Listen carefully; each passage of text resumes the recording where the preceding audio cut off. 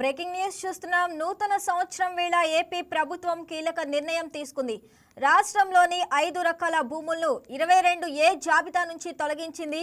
ఈ మేరకు నూతన సంవత్సరంలో రెవెన్యూ శాఖ మంత్రి అనగాని సత్యప్రసాద్ తొలి సంతకం చేశారు. ప్రైవేటు భూములను 22A జాబితా నుంచి పూర్తిగా తొలగించినట్లు మంత్రి చెప్పారు. ప్రైవేట్ పట్టా భూములకు ఎవరు దరఖాస్తు చేసుకున్నా అధికారులు దానిని సుమోటోగా తీసుకోవాలని స్పష్టం చేశారు. ప్రస్తుత మాజీ సైనిక ఉద్యోగుల భూములకు సంబంధించిన పత్రాలు ఉంటే నిషిద్ధ జాబితా నుంచి తొలగించాలన్నారు. స్వాతంత్ర సమరయోధుల భూములను కూడా 22A నుంచి తొలగించాలని ఆదేశించారు. రైతులు భూ యజమానుల హక్కులను రక్షించడమే తమ ప్రభుత్వ ప్రధాన కర్తవ్యమని మంత్రి అనగాని సత్యప్రసాద్ అన్నారు.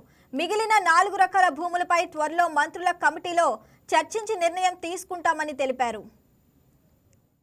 9 జిల్లాల్లో మార్పులు లేవు. విజయనగరం, పార్వతీపురం, మన్యం, విశాఖపట్నం, ఏలూరు, కృష్ణా, ఎన్టీఆర్, గుంటూరు, పల్నాడు, అనంతపురం తప్ప మిగతా 17 నియోజకవర్గాల్లో కూడా 17 జిల్లాల్లో కూడా మార్పులు వచ్చాయి.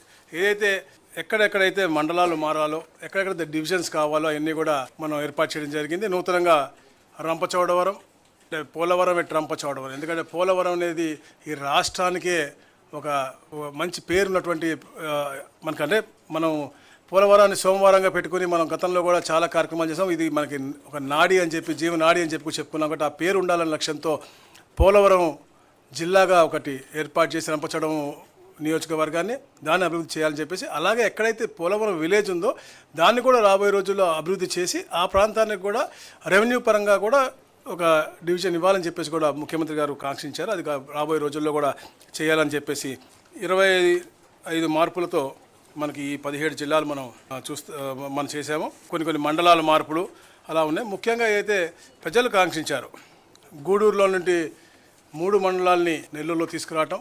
గూడూరు ప్రజలు నెల్లూరుకి చాలా దగ్గరగా ఉన్నాం, మేము తప్పకుండా అటు వెళ్ళాలని చెప్పేసి వారు కోరారు. అందుకనే కోట, చిలకూరు మండలం, గూడూరు మండలం మనం నెల్లూరుకు తీసుకొస్తాను. అలాగే కింద ఉన్నటువంటి 2 మండలాన్ని మనం తిరుపతిలో పెడతాను. దాని ద్వారా ఏమవుతుందంటే దుగ్గరాజపట్నం పోర్టు కిందకు ఉంటుంది తిరుపతి జిల్లాలో, పైకి కృష్ణపట్నం పోర్టు మొత్తం కూడా అటు. ఎందుకంటే ఇంతకుముందు గత ప్రభుత్వం చేసింది ఎక్కడ కూడా ప్రాపర్గా ఆలోచించకుండా, మంచి పరిపాలనా సౌలభ్యం ఉండే విధం ఉండకుండా ఆ కార్యక్రమాలు చేశాయి. అందుకనే ఇవన్నీ కూడా మనకి ఇబ్బంది ఉంటుంది. అలాగే ఏదో రంపచోడవరం ముందు ముఖ్యంగా చెప్పాను నేను, ట్రైబల్స్ వారి యొక్క అభివృద్ధి అనేది ఎక్కడ కూడా కుంట పడకూడదు. అక్కడ మంచి పరిపాలన లక్ష్యంతోనే ఒకే పార్లమెంట్లో 3 జిల్లాలు అయినప్పటికీ కూడా అది తప్పకుండా ఏర్పాటు చేయాల్సిన అవసరం ఉంది అనే లక్ష్యంతోనే ఈ కార్యక్రమం చేపట్టారు. రంపచోడవరం అలాగే ముంపు ప్రాంతంలో ఉన్నటువంటి ఆ మండలాలు కూడా తప్పకుండా చేయాలి, అభివృద్ధి చేయాలి లక్ష్యంగా రంపచోడవరంని ఒక మంచి జిల్లాగా మనం ఈరోజు చేయడం జరిగింది. అలాగే సామర్లకోట మండలాన్ని మనం పెద్దాపురంకి మార్చడం అంటే కలిపి, అలాగే ఏదైతే మండపేట ప్రజలు ఎప్పటి నుంచో కాంక్షిస్తూ ఉన్నారు, రాజమండ్రి కూతవేటి దూరంలో ఉంటాం మేము, రాజమండ్రిలో మమ్మల్ని కలపాలనేది, అది గతంలో చాలా రిప్రజెంటేటివ్ వచ్చినాయి, అవి కూడా చేయడం జరిగింది. వెస్ట్ గోదావరిలో ఉన్నటువంటి పెనుగొండ గ్రామాన్ని వాసవి పెనుగొండగా మార్చాలని చెప్పేసి ఎప్పటి నుంచో కాంక్షిస్తూ ఉన్నారు. ఎందుకంటే అక్కడ వాసవి మాత జన్మస్థలం అని చెప్పేసి వారు కోవడం జరిగింది. ఆ పేరు కూడా మార్పుడు కూడా ఈరోజు క్యాబినెట్లో ఆమోదం పొందడం జరిగింది.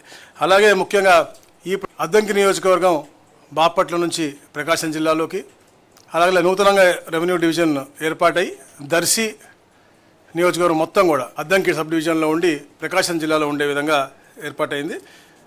మార్కాపురం, కనిగిరి, ఎర్రగొండపాలెం, అలా గిద్దలూరు కలిపి నూతన జిల్లా ఏదైతే ఎప్పటి నుంచో అందరూ కాంక్షిస్తూ ఉన్నారు ప్రాంత ప్రజలు, వాళ్ళందరి కళలు సాకారం అయ్యే విధంగా ఒక అభివృద్ధి చేయబడే విధంగా ఈ యొక్క కార్యక్రమం చేయడం జరిగింది. పూర్తి నియోజకవర్గాలు మార్కాపురం, గిద్దలూరు, కనిగిరి, ఎర్రగొండపాలెం డిఫరెంట్ రిప్రజెంటేషన్ మాకు వచ్చినాయి. అన్నీ కూడా మేము డిస్కస్ చేసి ఏది పరిపాలన సౌలభ్యం ఉందో రాబోయే రోజుల్లో అన్ని జిల్లాల దగ్గరికి ఒక నియోజకవర్గం వల్ల వెళ్ళటం అనేది కష్టం అవుతూ ఉంటుంది. ఒక public representative let be MLA or any officer ఇద్దరు జిల్లా కలెక్టర్ దగ్గరికి పోవాలి అంటే ఇబ్బంది అవుతుంది. కాబట్టి ఎంత తక్కువ చేయగలిగామో అంత తక్కువగా మేము జిల్లాల్లోని మండలాలు అంటే ఒక నియోజకవర్గాన్ని 2 జిల్లాలు పెట్టలేదన్నమాట. తర్వాత ఏదైతే రైల్వే కోడూరు ఉంది, ఎప్పటి నుంచి వాళ్ళు కాంక్షిస్తూ ఉన్నారు తిరుపతిలో రావాలని, వాళ్ళ జీవితాంతం వాళ్ళు కలగంటా ఉన్నారు, అది తిరుపతి జిల్లాలోకి తీసుకురావడం జరిగింది. రాజంపేట ఎప్పటి నుంచో ఉద్యమాల ప్రాంతం, వాళ్ళు ఎప్పుడు కూడా మేము హెడ్ క్వార్టర్ కావాలి లేకపోతే మేము కడపలో ఉంచండి అని చెప్పేసి వాళ్ళు ఎప్పటి నుంచో కోరుతున్నారు. వాళ్ళు రాయచోటి అనేది వాళ్ళు ఎప్పుడు కూడా హెడ్ క్వార్టర్గా వాళ్ళు ఒప్పుకోవట్లేదు. కాబట్టి రాజంపేటను కడపలో తీసుకెళ్లాలని చెప్పేసి ఒక ఆలోచనతో ఈరోజు క్యాబినెట్ ఆమోదం చేసింది. అలాగే ముఖ్యంగా మదనపల్లి జిల్లాలు ఏర్పాటు చేయాలని చెప్పేసి అందరూ కూడా డిస్కస్ చేశారు. ఏదైతే రాయచోటు ఉందో బాధాకరం విషయం, ఎందుకంటే గతంలో చేసినటువంటి పాలకులు ప్రాపర్గా చేయకుండా పరిపాలనా సౌలభ్యం లేనటువంటి విధానంగా కేవలం రాయచోటుగా పెట్టేటువంటి పరిస్థితి. కాకపోతే ఇప్పుడు మన రాయచోటిని సింగిల్గా ఒక నియోజకవర్గాన్ని ఒక డిస్ట్రిక్ట్గా ఇవ్వలేము కాబట్టి అన్నమయ్య జిల్లా అలాగే అన్నమయ్య జిల్లాగా ఉండి హెడ్ క్వార్టర్ని మదనపల్లికి మార్చడం జరుగుతూ ఉంది. రాయచోటి కూడా మదనపల్లి జిల్లాలో ఒక భూభాగంగా ఉంటుందని చెప్పేసి కూడా మీకు తెలియజేస్తూ ఉన్నాను.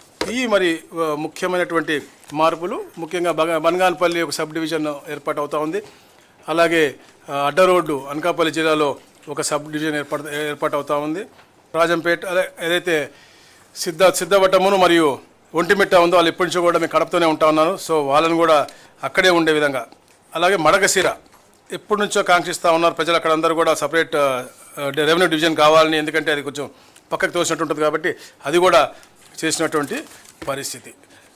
ఈ విధంగా ఈ మార్పులతో నూతనంగా రీఆర్గనైజేషన్స్ అన్నీ కూడా చేసి రేపటికి అది పూర్తవుతూ ఉంటుంది. ఎందుకంటే మేము 27/11 గజెట్ ఇచ్చాం, 27/12 అన్నీ కూడా అబ్జెక్షన్స్ తీసుకుని డిస్కస్ చేయడం జరిగింది. 31 నోటిఫికేషన్ ఇస్తాం కాబట్టి ఇవన్నీ కూడా 1వ తారీఖు నుంచి ఆచరణలోకి వస్తాయని చెప్పేసి. ఈ వీడియో మీకు నచ్చినట్లయితే లైక్ చేయండి, షేర్ చేయండి, మా ఛానల్కి సబ్స్క్రైబ్ చేయండి.